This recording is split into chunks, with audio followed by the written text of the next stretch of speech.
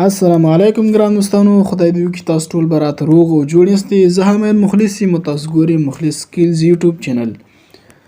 ګرانو خوږو مینوالو، بعضې ملګرو دا پوښتنه کړې وه چې موږ په فیسبوک کې یو څه کسان بلاک کړي دي، خو اوس موږ نشو کولی چې هغه کسان بیرته انبلاک کړو. یعنې موږ چې کله د هغوی نومونه په سرچ کې وهو، سرچ کوئ، هېڅ یې په سرچ کې نه راخلي. نو اوس موږ په کومې طریقې سره هغه د بلاک نه وباسو.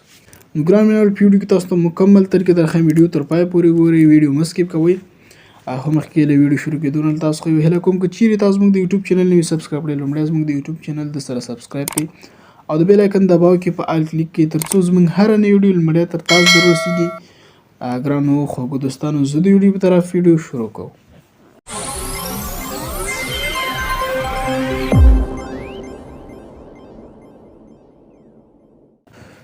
تاسو به راشئ ګران دوستانو، لومړی به راشئ په خپل موبایل کې به فیسبوک ایپ خلاص کړئ. کله مو چې فیسبوک را خلاص کړه، تاسو ګورئ دغه کونج کې دا درې کرښې چې کومې دي، په همدغې درې کرښو دلته کلیک وکړئ.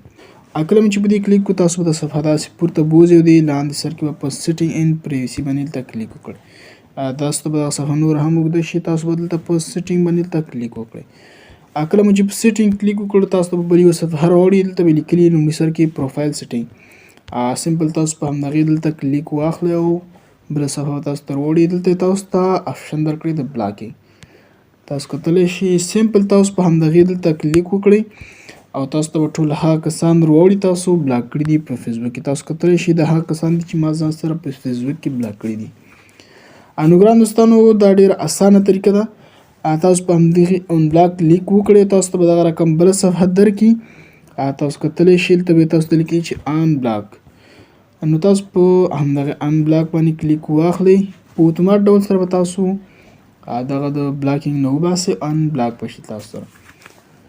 نو ګران دوستانو، دغه د انبلاک تر ټولو لنډ او اسانه طریقه. په دغه طریقې سره تاسو کولی شئ هر یو ملګري بلاک کړي بیرته انبلاک کړئ. نو ګران ملګرو، که چیرې مې ویډیو خوښ شي ضرور لایک کړئ، د نورو ملګرو سره هم شیر کړئ.